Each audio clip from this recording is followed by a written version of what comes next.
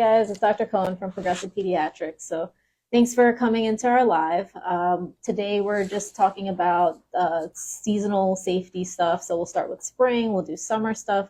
We get so many questions about these. So we're going to go through we have some questions already that people have sent in, and I'll just talk about some random stuff. But if you guys are watching, you can always send in questions and I'll feel free to answer them live. So let's talk about spring. Everyone's coming in with allergies. The allergies, unfortunately, even if you haven't had allergies before, you can always develop seasonal allergies as you get older. With kids in general, they don't tend to have allergies until about 2 years and up. You really need enough cells in your body to create that response. It's like you're basically, the way to explain allergies is that your body's super sensitive to just anything outside. Everywhere you go outside, you'll see there's like yellow stuff, green stuff. All that pollen is on your door handle. It is on your child. It is on your hair. It is everywhere. Signs of allergies. So with allergies, you won't have a fever. If you do get a fever, that means that you're having some sort of infectious process. Usually it's a virus. But you'll have no fever. You can have some watery eyes, some redness of the eyes, or a lot of itching as well. Sometimes the skin can be itchy. You can have like congestion. You can have runny nose. Sometimes even like a sore throat or that post-nasal drip where it's dripping in the back.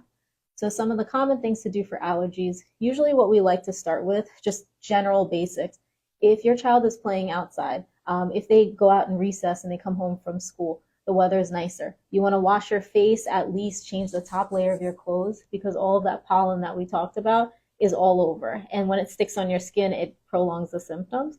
If you can take a shower after you come home, that would be even better. But at least the face, the hands, the top layer of the clothes. After that, you can try, so if your child is 2 and up, then you can try some of the over-the-counter antihistamines. So histamine is what causes it, so these just prevent those allergy symptoms. A lot of people used to use Benadryl in the past, and we've fallen out of using that. All of the allergy and immunology colleagues and the recommendations have really fallen out of that because it makes kids drowsy. Some kids get very hyperactive, but it affects just kind of your mental status. And it only lasts for 6 hours. So you want better coverage. So some of the newer ones, Allegra, Zyrtec, and where am I blanking? Zyrtec and Claritin. So those are the main ones that you really want to start with. You can use those over the counter, or if you're interested, we can always prescribe one, just the generic brand. If that is working, what we recommend is taking it at nighttime, because when you take it at nighttime, it'll act in your system and kind of cover you. So by the time the morning comes, that will be in your system, and it covers for 24 hours. So you just have to take it once a day. And anyone who has kids know that you just want anything once a day is probably even a struggle. Even though it's non-drowsy, some kids can get a little tired with it. So if you take it at night, then even if they are drowsy, they're going to sleep. So you can start with that. If you notice that this is something you've used last year and you used it this year and it's just not working, you can switch the brand. Sometimes people get used to it. So you've been taking Claritin, you've been giving your kids Claritin for like 2 years, and then now this year it's just not working. Switch over to Zyrtec, see if that helps. The other one, I have some people that have really bad allergies. So there is a newer one called Xyzal. Basically, Xyzal is Zyrtec, but it's like a cousin medication, right? So it's the same structure, just made a little different, and it tends to work a little stronger sometimes. So that's something you can think about. So that would be your first step, because that works. It's an oral medication, and it can work from the inside out. If you are noticing you want to spot treat, right? So we talked about the eyes. So sometimes you'll have itchy eyes, watery eyes. They do have allergy-specific eye drops. So Pataday or Zaditor are 2 of the top brands that tend to work the most. They come in regular strength and they come in extra strength. So the extra strength will just be once a day. The regular strength will be twice a day. So you can start with the lower one. I usually recommend that. Try that once a day. And then if it doesn't work, you have room to go up to twice a day. The other thing, just like we were talking about, rinsing out the eyes, artificial tears, just like the regular eye drops to wash out all that kind of histamine and the pollens and stuff. If you're dealing with nose symptoms, so usually you'll get really like swelling nose, you just feel really stuffy even if you're not blowing anything out, or if you're really runny. One of the first stops we've been using for a while is Flonase. So they have Flonase for kids, and they have Flonase for, so the Flonase for kids will be the under 6 or the like 2 to 6 age. But for the older kids, when you're getting 6 to 12, 12 and up, you can use the regular Flonase. With Flonase, it's basically a steroid, very low dose. When you spray it in the nose, it attacks your sinuses, and instead of it being swollen, it kind of just shrinks it. So it calms down the inflammation and dries up your nose. You don't want to use this too often because your nose can get used to it. So you want to use it just as needed. So not like the other medications you take every single day. You do want to take this just as needed for the nose symptoms only. The other thing that's come out that's new, if you find that it's not really too congested, you find out that you're just more runny, more sneezy, or you notice that the Flonase isn't working for you, what you can use is something called Astapro. So Astapro is an antihistamine, so it only works for allergy-related nose symptoms. The Flonase you can actually use when your child is sick or very congested because it's just a ballpark steroid. So it doesn't specifically work on allergy cells, it just works on the inflammation in your sinuses. So you can use those two. You can see if those work as well. And then the other thing, those are really like the eye and the nose symptoms. Sometimes you may get itchy skin. Sometimes you may get, so the itchy skin, all that kind of washing and stuff. If you have anything further than that, if you're more prone to eczema, if you know that your child is getting more like hives or breaking out, any of that, feel free to give us a call. We can talk like case by case specific or other treatments that we can use for that. So Dr. Cohen, I do see we have a viewer who has asked, how do you know when a child is getting overheated? Good question. So we're getting into summertime. It's actually funny because everyone's always worried about their child being too cold, but we do tend to overheat our child. So what you're looking for is, so if we're talking about babies, when you're looking at babies and dehydration, babies don't circulate well. So their hands and their feet may be a little cold, but where you're going to check is you can check like their forehead, their chest, even if you're noticing sometimes a little heat rash on the back, little prickly red dots. Or if your baby's just really fussy, really uncomfortable, first thing to start is just like uncovering the baby if you're having a thick blanket. Where the way you dress them is thinking about what you're wearing in that room or to go outside and one layer more. So what I mean, say you're wearing short sleeves and a long pants, right? So what you can do is put on a onesie, short sleeve onesie, put on pants on top of that, and use a thin blanket as your one layer more. The other thing is that if you have young babies, you want to you can use a fan. Stroller fan is always great, especially in the summertime. If you have older children, you want to make sure they're hydrated. So older infants, toddlers, children, if you notice that their saliva is like really tacky, if you notice their eyes are getting kind of sunken in, if you notice that they are, like if you have young babies, they're crying and not making any tears. If you notice that they're going longer than 8 to 12 hours, no wet diapers at all, that tells me that they're getting more dehydrated, so you do want to bump up the fluids. Another thing, just for summer tips in general, it's going to be hot, but I do want you guys to enjoy. So ideally, you're going to try and avoid the hot sun. From 10 a.m. to 4 p.m. is the hottest sun. So anything earlier than 10 a.m. or after 4 p.m. is the best time to really go out to prevent that. Okay, sounds good. We also had another question that kind of goes along with what you're saying. The parent asked, how much water should my newborn be drinking during summer days? Yeah, good question. So for those of you who didn't hear, we want to know how much water a newborn should be drinking. So when your child is younger than 6 months, you do not need to add any additional water. So basically, they're getting enough hydration from whether it's breast milk or formula. So you don't need anything additional because that's what they need at that point. When you get to 6 months and up, so at 6 months, usually we're starting solids. We recommend doing like small amounts of water, no more than 4 to 8 ounces maximum in the day, but you don't have to meet a certain requirement. So there's no minimum, but the maximum, keep it 4 to 8 ounces.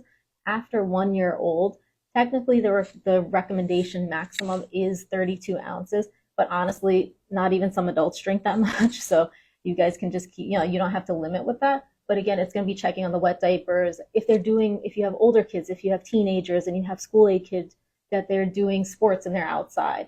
So anything that's making you sweat as well, you want to have water, but also electrolytes. So either a salty or sweet snack, or you can even do things like Pedialyte, or if your kid's like 12 and up and they're doing sports, Gatorade in moderation, everything is good.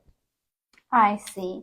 Then there's another parent that asked, what should I do if I find a tick on my child? How can I prevent them? Good. All right. So we're talking about ticks. So ticks, perfect tick season, and we all live in, like up here in New York, New Jersey, Delaware, all of this, we're going hiking. So things for ticks. So the best thing that you can do is wear long clothes. If it's hot outside, you do want to wear thin layers so you can breathe, but long layers. So the more that you cover the skin is better. If you're wearing long pants, you want to avoid openings in the skin, right? So take your shirt, tuck it in your pants. Take the pants, tuck the socks on top of the pants. So then you don't leave any openings for the ticks to be on. When you do, if you're going to leave, preparation. So there's two types of main tick repellents and insect repellents. So for mosquitoes, the same way. But there is one ingredient called DEET, DEET. So DEET actually comes in percentages. The percentage doesn't mean how strong it is. It actually means how long it's going to last. So if you see a DEET of 5%, it lasts about 2 hours, and 10% is going to last about 5 hours. So you want to use the lowest amount that's going to last for the duration that you need. So you're going to use the DEET on any open skin. So say, we don't recommend doing like shorts if you are going camping because we do want that long sleeve protection. But say you have some open skin, like you're wearing a short sleeve or like an arm is out, you can use the DEET. They do come in sprays and in creams. Usually what we recommend is just for the aerosolization, you don't want to really inhale a lot of it. So you can put it in your hand and then just kind of rub it on your child. For the young kids, you only want to use it 2 months and up. So anyone under 2 months, do not use DEET products on them. Avoid the hands because kids like to put their hands in their mouth. So try to avoid putting anything on the hands. The other thing is that that goes on the skin. If you're looking for another option, there is permethrin, which actually just goes on the clothes. So you can treat your clothes. What you can do is put your child's clothes out, spray it down in the permethrin, or they actually sometimes have a wash or a soak that you can put the clothes in. And then when you let that dry, then you can use that to have their clothing covered. When permethrin is put on the skin, it actually isn't active. So it really just works effectively on the clothes. Always make sure to wash your hands when you're using these products. But the other thing is that if your kid has sensitive skin, always patch test before you use it on their clothes. So patch testing, I usually tell people to use a leg. So put it on one leg of your pants, or put it on, if you're using the DEET, put it on like a small patch on their inner leg. Wait 24 to 48 hours and make sure they don't have an allergic reaction or a breakout to it, and then you can use it fully. Other things, so this was prevention, right? When you're coming home, anytime you're coming home from camping or from hiking at all, or being outdoors in a wooded area, if you're just in a playground, ticks. So the ticks that we have here are actually the deer ticks. They're the size of a poppy seed. So I can't even show how tiny that is, right? So they're going to be very small. The places you want to do a tick check as soon as you come home. Check the ankles, check behind the ears, check under the arms, check in the waistband, in the belly button. You'd be surprised how tiny these little things are. They're that small, but when they're actually on your skin, they feed on the blood on your skin, so they get bigger and bigger and bigger. If you do notice any ticks, you want to take a tweezer and you want to get as close to the part in the skin where the head is in the mouth. You want to take it, pull it out sideways, and you don't want to twist. Don't put it on Vaseline. Don't try and like submerge it in anything, nail polish. Don't do that. Just pull it out. And if there's anything left in there, clean it with alcohol and try and get the pieces out. If there's any parts of the head that are still left in there, your skin will actually expel them. If you have any tick that is there for more than 36 hours, or you're not sure if it's been longer than that, then definitely give us a call, because it takes 36 hours or more to transfer any sort of things like Lyme disease. And just to give you guys an idea, even in a high-risk area with Lyme disease, only 2% of the ticks actually carry Lyme disease. So you don't have to be too scared or too worried. But another thing to look out for afterwards, look for a rash. Usually it happens a week or two after. Red spot, it's spreading like a bullseye target, you give us a call.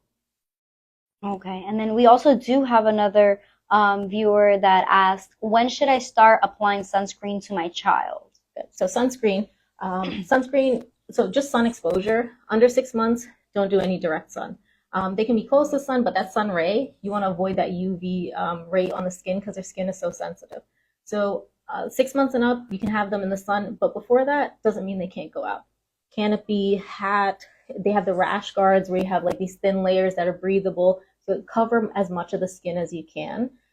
Say your kid's in a stroller and they're under 6 months, they have like their legs out, the toes are out, So you can take a little bit of sunscreen, get a little makeup brush, put it on those areas, but do avoid when your kid is actually old enough to put their hands and their feet in their mouth. Avoid the hands just so they don't eat it. But 6 months and up, have them out in the sun. You can start applying sunscreen.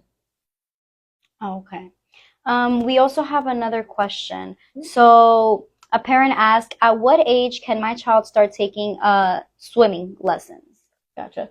So swimming lessons in general, so we do recommend swimming lessons in kids learning how to swim. So the data we have now, we do have a lot of swim schools, like goldfish schools, things like that. So even these swim lessons for infants and kids younger than 4 haven't been actually proven to prevent drowning. It does give them the skills, but it's not a drown prevention. So the statistics are still the same, and drowning is one of the top things that does happen in a smaller age group. Remember that drowning in general doesn't have to happen in a pool or a big body of water. For younger kids, they're very top heavy, so they can fall in even in a toilet, even in a bucket of water. So avoid any like standing water or toilet locks or things like that. So the swim lessons, usually 4 and up, or the thing is, it doesn't have to be 4, right? See how your child is with answering directions, with maturity. You know, like if they seem like they're at an age where they can be a little more responsible. I have some 2-year-olds that are, or 3-year-olds that are more responsible, and my 4-year-olds still aren't ready. So usually around 4 and up is when we've had the data that shows that doing swim lessons does prevent drowning. Other things to do about preventing drowning. If you have a pool at home and you have kids that are out there, always designate an adult that's not on their cell phone, that's not hanging out, that is just there just solely watching the kids in the pool. You can alternate because you don't have to spend all day. Switch off with each other so you guys don't, but someone should be designated to watch the children in the pool, whether that's a public pool or whether that's a pool at home. If you have the home pools, you want to have it fenced in. At least all 4 sides should be fenced in. They have to be at least 4 feet or higher, no more than 4 inches between the slats or the bars in between there. And you need a gate that locks, but it should open facing the outside. Any pool toys, anything like that that seems fun, don't keep them in the pool because kids are going to be interested to go there, and we want to prevent that as well. So those are just some tips there to prevent drowning safety. I think those are the main ones, yeah. I also have, well, you already answered, should there be a limit to how much sun an infant should be exposed, and especially with the clothes that you said? Yeah, so we could kind of touch on that. Okay. Hi, Sylvains, by the way. Sorry, I saw a couple shout outs there, so I want to say hi to everybody. Check out Ashley if I missed anybody. But no worries. Yes. So we did touch a little bit about how much it should be exposed, but yeah, just under 6 months, avoid the direct sunlight. Over that, so there's no limit to how much or how long. It's kind of just, you know, if you're seeing your baby's too hot, if you're seeing that, you know, like they're showing those signs like we talked about, dehydration or anything like that, just keeping them cool. Just think about how you feel in that sun. You know, if you're feeling that, be a little precautious, like think they're feeling twice as hot. Kids are made up of more water than adults are, so they do tend to dehydrate a little more, even though they have the reserves. So just as long as you're, you know, like being mindful of covering, you know, like doing the fans and things like that, moderation is fine. All right, then we have another question. How often should I reapply sunscreen if my child is swimming or sweating? Good. So yes, sunscreen you should definitely reapply. We were talking about DEET and the permethrin and those things, so you don't have to reapply those because that percentage keeps you for a certain amount of time. But sunscreen does have a time limit. So usually it's at least every 2 hours that you're in direct sun, or if you do go into a pool or body of water, then that's when it'll wash it off. So you do want to reapply at least every 2 hours or every time that you go in the pool and wash that off. Okay, and then another parent asked, is it safe to use insect repellent and sunscreen together at the same time? Yes, so you can use insect repellent and sunscreen. I would do the insect repellent, like again, if you put it on the clothes, that also covers you. And one thing I didn't touch about, if you guys have camping gear, so like materials you can put it on. So if you have like hiking gear, camping gear, things like that, you can just put the permethrin on there to prevent. But I would put on the DEET related or the permethrin first and then let that soak in, because then the sunscreen you're going to have to reapply and that tends to wash off pretty quickly. I see. We also have, are there any signs of hydration a parent should look out for? For signs of dehydration. So I think we touched a little bit on that. Like the younger kids, if they're like, you know, like kids are always drooling, our infants are always drooling, right? If you're noticing it's really tacky and sticky, they're crying, there's no tears. If you're noticing for our young infants under 1, if they're going more than 8 hours, no wet diaper at all, that's a sign they're very dry. are very lethargic, like floppy, lethargic. Like you know your child by now, so if that's those are signs we really got to bump up the hydration. With kids, there are different levels, and we can always talk about this too, or talk about it like in person, or we can even make a video about just on heat related. So you can have like heat stroke, or there's different levels of dehydration. These are mild, so usually you want to pick up on the mild symptoms before we get to that level where we're moderate or we're severe at that I see. point. Yeah. Let's see. What else do we have? We talked about tick management. We talked about so things we could talk about like mosquitoes. So we kind of touched on ticks, but insects in general. So things like mosquito time, right? So avoiding going out at dusk. So after the sun goes down, that's when the most are there. So if you can go earlier than that or go out at that point. If you have a baby, so bed, or even if you're traveling, bed nets, like if you're traveling, or you can even put one of those screens over the stroller if you're going out after dusk. Same things. Mosquitoes can't actually get through clothes, so the more you cover your baby, the more you'll prevent against that. And the same thing, DEET does protect against the mosquitoes as well. Let's see. School stuff. We had allergies we touched on. Well, how about fevers in the summer? Is that a common thing? What Yeah. should a parent do when it comes to that? Yeah, so fevers in the summer. So usually in the summertime, we don't tend to get as many viruses. Usually in the wintertime when we're cooped up, and also it's just the right climate for viruses to grow when it's a little colder. If you have a fever in the summer, again, if there's no signs of dehydration, nothing to worry about. If you have a fever in the summer, usually again with kids, it's 90% of these are just viruses that'll pass on their own. They'll usually come with like a stomach bug, like you have some vomiting, diarrhea, if they're really like low energy, if they have runny nose, cough. So all supportive care things, if you need a Tylenol or a Motrin above 6 months, keeping them hydrated. And if you notice that there's any fevers for more than 4 days or symptoms that are getting progressively worse, those are signs to bring them in or give us a call. Yeah. So thank you guys for turning in for our live. I know we weren't able to touch on everything summer, but I hope that this gives you a good base of just some summer tips. If you guys ever want to talk about anything summer related, or you have any questions or concerns, just feel free to call our office and we'll always have time to chat with you guys. So thanks for tuning in, guys.